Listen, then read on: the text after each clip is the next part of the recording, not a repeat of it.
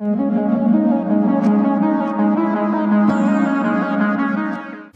Covin-Villa, who was in our lab for a master's internship under my supervision and the supervision of Antoine Levitt, who is a mathematician working at INRIA Thermics in Paris.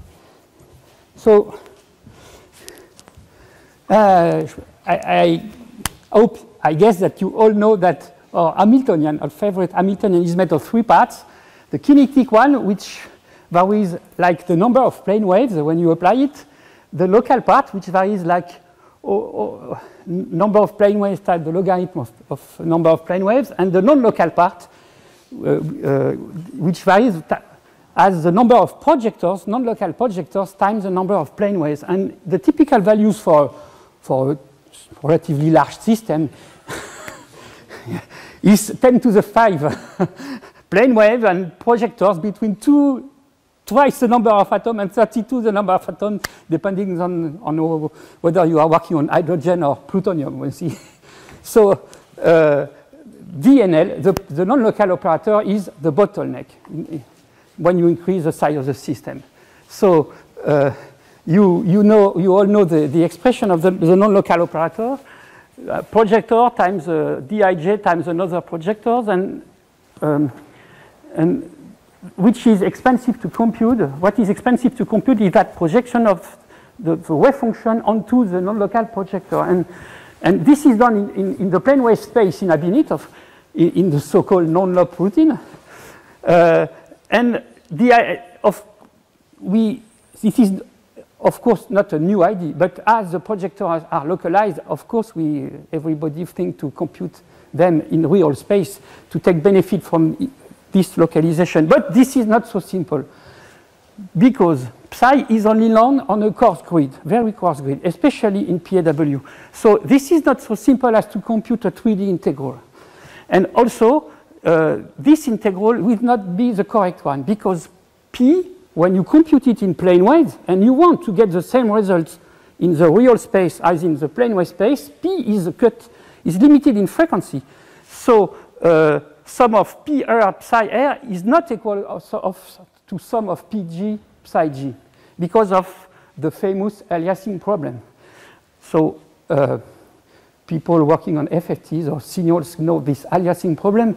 That's exactly what I mentioned. When you compute the integral in real space and when you expand it in the Fourier space, you don't get the expansion of the integral over only the plane wave, but you get additional frequencies on the signal, and that's the reason why this is not equal to this. Of course, the first idea could be to cut P in frequency. If you cut P in frequency, if you eliminate this term, of course, this is equal to that. But this is not a good idea, because if you cut P in frequency, you enlarge the support of P in real space, and you lose the benefit of localization, right? So this work is to search a compromise between the locality and the accuracy of the problem. So this is not a new idea. The reference method has been introduced by King Smith and co-workers in 1991. This is named the real space optimization of projector. And the idea is the following. First, you densify the real space grids. That means that you add plane wave component to P and psi.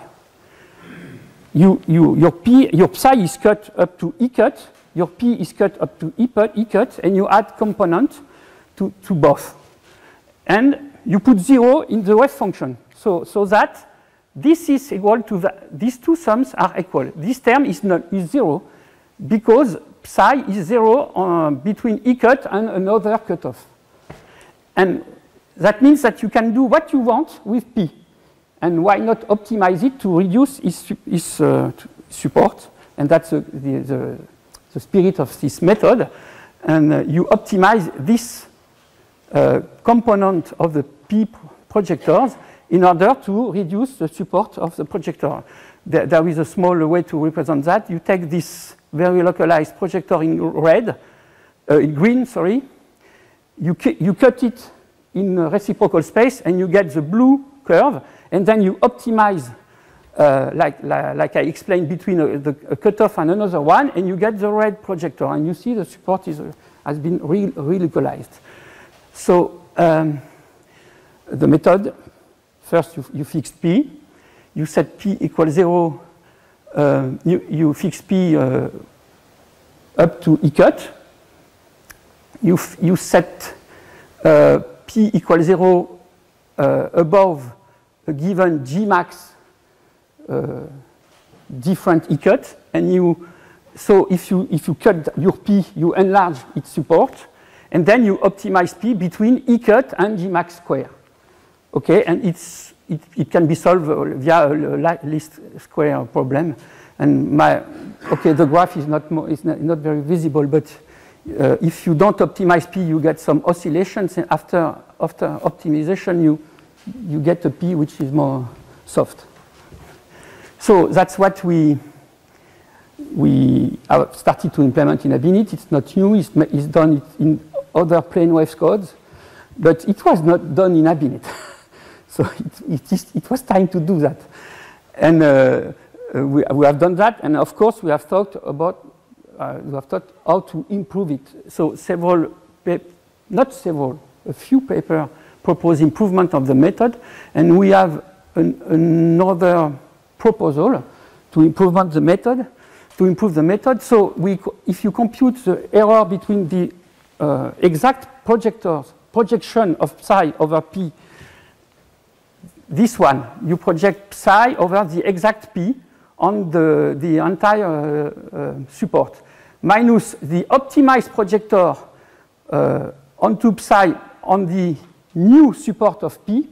This is your error. And you, applying the Cauchy-Schwarz formula, you can detail this into two parts.